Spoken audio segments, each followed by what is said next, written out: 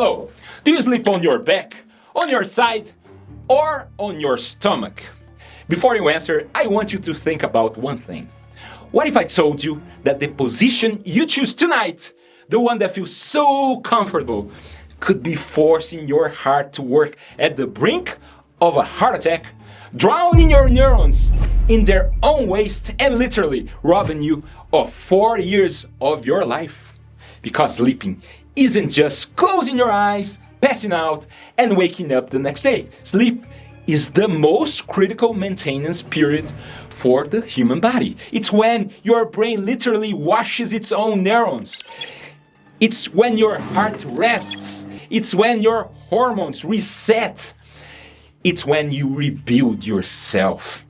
And if you are doing it the wrong way, it's like putting your car in the shop every night and the mechanic, instead of fixing it, takes a sledgehammer and smashes the engine. Is that going to work? Stay with me until the end of this video, because I'm going to prove to you with the latest science what the best sleep position is and the absolute worst. Why the tiniest light in your bedroom can increase your risk of a silent heart attack by a terrifying 50%. The bizarre paradox. Why sleeping too much can be a massive red flag from your body. Which of the 5 sleep types you are, you find out exactly which one is yours. And the incredibly easy, scientifically proven trick that cuts your risk of a heart attack and stroke by a shocking 57%.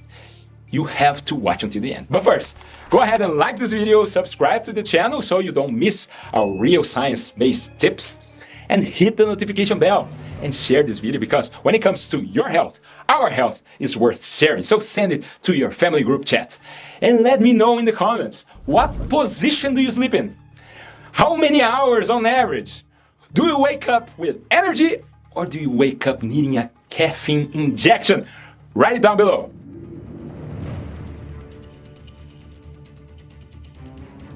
Let's get into it.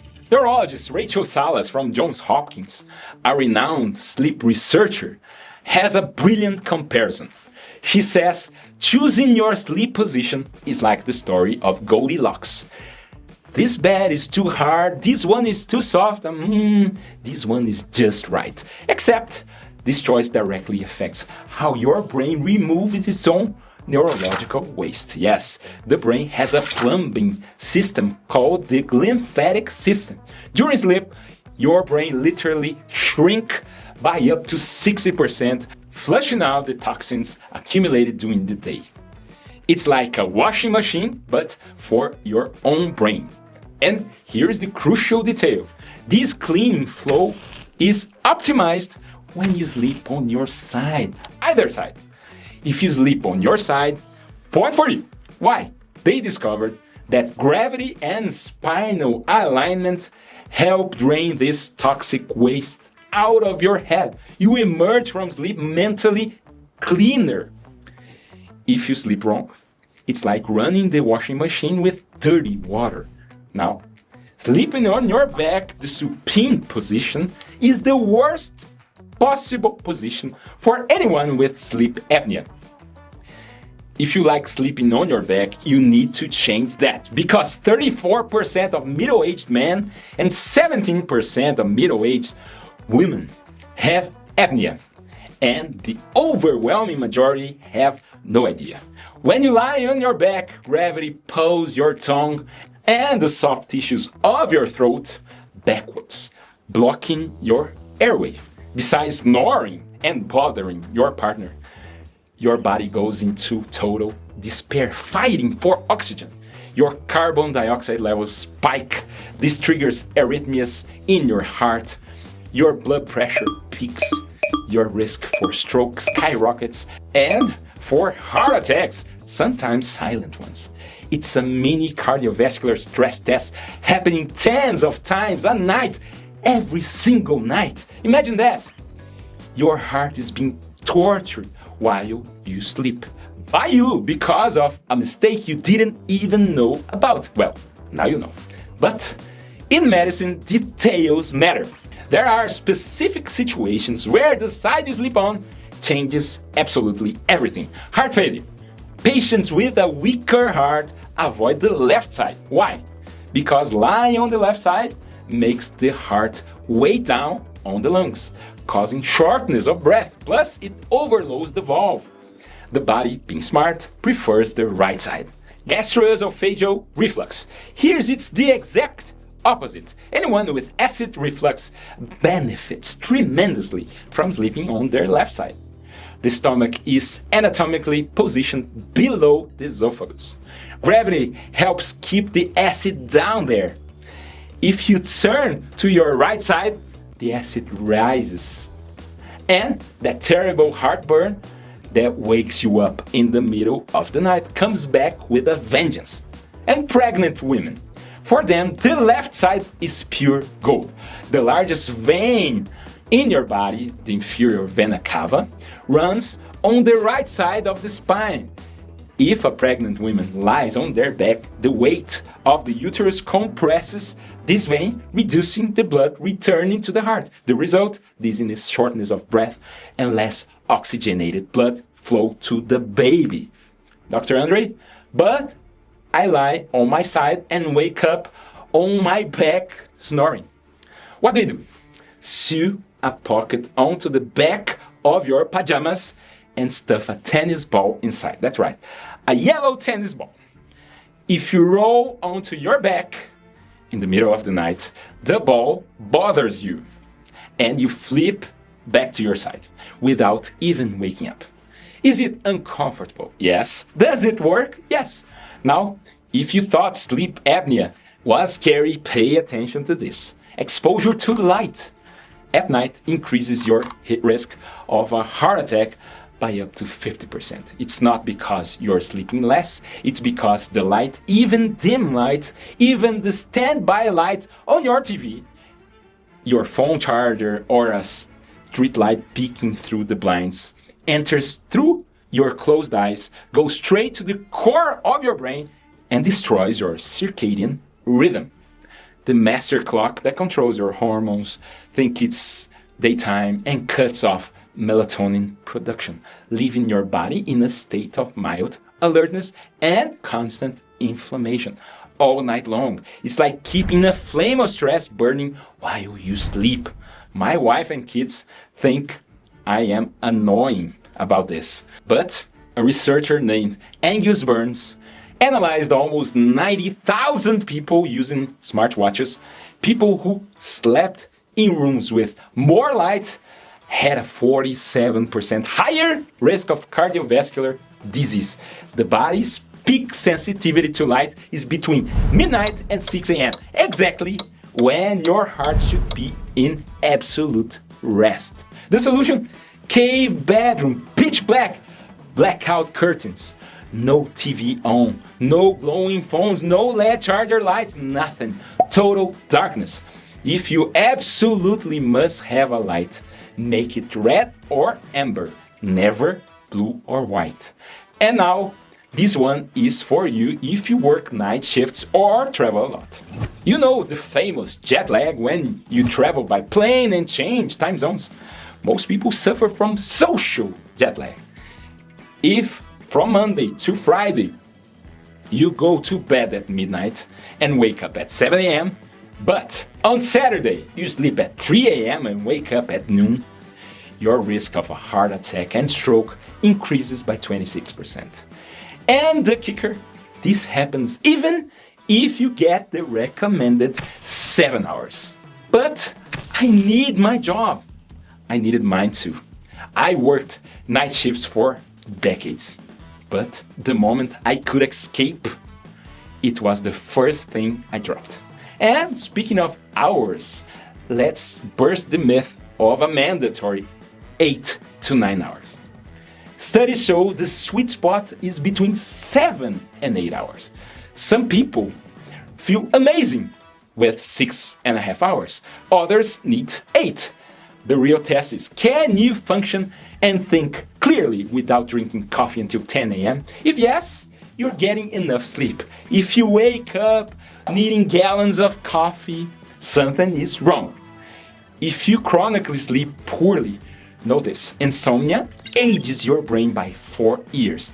I see this in my practice, Fasecas 1, Fasecas 2, on the MRI scans of people who are way too young. I ask, do you sleep poorly? Yes, I do. And here's the critical part. If you carry the ApoE4 gene, the main genetic risk factor for Alzheimer's, this damage happens much faster. Poor sleep plus the ApoE4 gene equals a devastating combination. Think of pouring gasoline on a bonfire. It explodes, right? That's why sleeping well isn't a luxury. It's not being fussy. It's not a lazy person thing. Good sleep is your primary weapon against dementia. No pills, no surgery, just sleeping the right way on your side. Now, here comes a piece of information that's going to surprise you. Sleeping too little increases your risk of death by 14%. Okay, makes sense, right? But sleeping too much, more than 9 hours, increases your risk of death by 34%. Wait, so sleeping too much kills you faster than sleeping too little? Hold on. The truth is, sleeping a lot doesn't cause disease. It's the other way around. Sleeping a lot is your body trying to fix damage that already exists. Depression, chronic inflammation, obesity, hypothyroidism, or even sleep apnea that you don't even know you have. Long sleep is the symptom, not the killer. If you're sleeping 10 or 11 hours and still waking up tired, wrecked, that is not normal. That is your body screaming that something is wrong. See a cardiologist, see a doctor. Just don't ignore. Oh, Dr. Dre. But at my age, it's normal to sleep poorly. No, it is common, but it's not normal. Sleep decline starts early, around age 25, when melatonin begins to drop. And we start losing deep sleep, those slow waves, which is the most restorative kind. In menopause, the drop in estrogen and progesterone destroys the female sleep architecture. Hot flashes, night sweats, frequent awakenings, it's awful. But the point is, sleeping poorly in old age is not inevitable. It's a vulnerability that can and should be treated. Sleep hygiene, cognitive, behavioral therapy for insomnia, which is the first-line treatment before medications, and in some cases, melatonin, not the 10 milligram pharmacy stuff, but 0.3 to 1 milligram, which is the physiological dose. Or if you don't like anything that's not natural, pistachios work. I already talked about that in another video. And what about sleep types? Up until now, they told you there were early birds who wake up early and night owls who go to bed late. Forget that. The most advanced science mapped the brains of almost 30,000 people and discovered that we are divided into 5 genetic subtypes, each one with different characteristics, risks, and advantages. Which one are you? Early bird number 1, the perfectionist. Wakes up super early, has the best health of all, doesn't smoke, but is extremely anxious. This is the person who wakes up on Saturday morning already stressing out about Monday's meeting. Can't shut off. Body and mind are always switched on. Early bird number 2. The depressed always wakes up early, very common in women, but gets out of bed with zero energy. The body wakes up, but the mind doesn't get up with it. It's strongly associated with depressive symptoms, that feeling of being on autopilot all the time. Night owl number 1, the chaotic genius. Goes to sleep in the early hours of the morning, has the highest IQ and the best performance in cognitive tests, but of all 5 groups, their emotional regulation is terrible. Think of Elon Musk. They live on an emotional roller coaster. They are creative, brilliant, but way too impulsive. Night owl number 2, the sedentary, goes to sleep very late, high cardiovascular risk, terrible diet. The one who goes to sleep past dawn wakes up late, grabs fast food for lunch, and doesn't leave the couch. Their biological clock is completely inverted. This is the group that worries researchers the most. And night owl number 3, the sick alpha male, man with high testosterone, but extremely high risk of high blood pressure, baldness, and prostate issues. They think sleeping very little is a sign of productivity and strength. I only sleep 5 hours. I am a real man. Spoiler alert, your blood vessels beneath completely disagree. It's DNA. It's not laziness. It's not a lack of discipline. If your boss complains about you looking sleepy at the 9 a.m. meeting, blame your genetics. And here's a revelation. If you have teenagers at home and you get mad because they sleep until noon thinking it's laziness, science is on their side. The biological clock during adolescence goes a natural delay. They physically need more hours and later schedules. It's biology, not laziness. But wrap this up with a golden key. The treatment. A recent study with over 50,000 people revealed that researchers called the golden combo, a simple combination of super easy changes that reduce the risk of heart attacks and strokes by 57%. 57% without anything expensive. Pillar number 1, just 11 extra minutes of sleep per night. 11 minutes, less than hitting the snooze button. If you wake up at 6:50 a.m., start waking up at 7:01 a.m. Seems like a little. Biology disagrees. Those 11 minutes reward you with a 57% risk reduction. Pillar number 2, just 4.5 minutes of brisk walking per day. It's not a marathon. It's not the gym. You don't need to break a sweat. It's walking fast from your car to work, from your living room to the bakery. It's the running around you already do, but now with a purpose. Pillar number 3, just 50 more grams of vegetables in your diet. Less than a carrot, a little handful of broccoli, or 1 extra tomato in your salad. It's almost nothing. And your body thanks you with a 57 risk reduction. And now, the big secret that very few people know. The secret to sleeping well at night doesn't start at night. It starts in the morning. Your brain was programmed by sunlight, which has 10,000 lux of power. If you wake up and go straight into the weak 400 lux light of an office, your brain gets confused. Woke up, open the window, get 10 minutes of sunlight on your face, preferably before 10 a.m.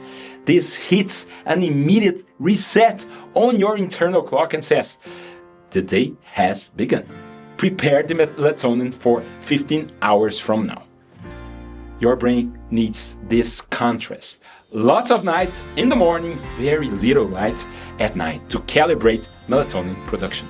If you spend all day under 400 lux of artificial light and at night you have a 600 lux phone screen shining in your face, your brain doesn't know if it's day, if it's night, or if it's a holiday. And sleep becomes a struggle. Print this out, stick it on your fridge, share it in the family group. A 10-item checklist. Let's go one by one. Number 1, duration between 7 and 8 hours a night. No more, no less. Number 2, position. Sleep on your side, preferably the left. Number 3, cave bedroom. Pitch black, blackout curtains. No LEDs, no TV, no little lights. Number 4, routine. Regular schedule, even on weekends. Number 5, open the curtains in the morning. A biological reset. Number 6, screens. No screens 1 hour before bed. Number 7, relaxing music. Get some relaxing music 1 hour before bed. Number 8, the 20-minute rule. Can't sleep? Get up. Don't fry in bed. Go to another room. Read a book with warm light. When sleep comes naturally, go back. Number 9, caffeine. Avoid it after 2 p.m. It has a half-life of 5 to 6 hours. That 4 p.m. coffee, half of it is still in your system at 10 p.m. And number 10, eat right. 50 extra grams of veggies and a couple of pistachios at night. See how sleeping right doesn't require miracles? 11 extra minutes, good food, brisk walks, morning sun, a regular schedule, small changes, massive results. Don't underestimate your rest. Who sleeps well, lives longer, has a bulletproof memory, a stronger heart, less inflammation, and a lower risk of dementia. Sleep is the best preventive medicine that exists, and it is 100% free. And you know what the best part is? If you start right now, today, with just 3 to 4 of these changes, in 2 weeks, you will wake up completely different, with a clearer head, with a smile on your face, with drive. Then you come back to the comments and tell me your transformation story. My name is Dr. Andrew Wambier, I'm a cardiologist, and this is Dr. Dre Health Tips. Subscribe to the channel, hit the bell icon, and send this video to a friend or family member who really needs to hear this. And what's your next video going to be? Since I mentioned pistachios, go watch how the time you eat has everything to do with burning fat. Watch it. Thank you so much. Bye-bye.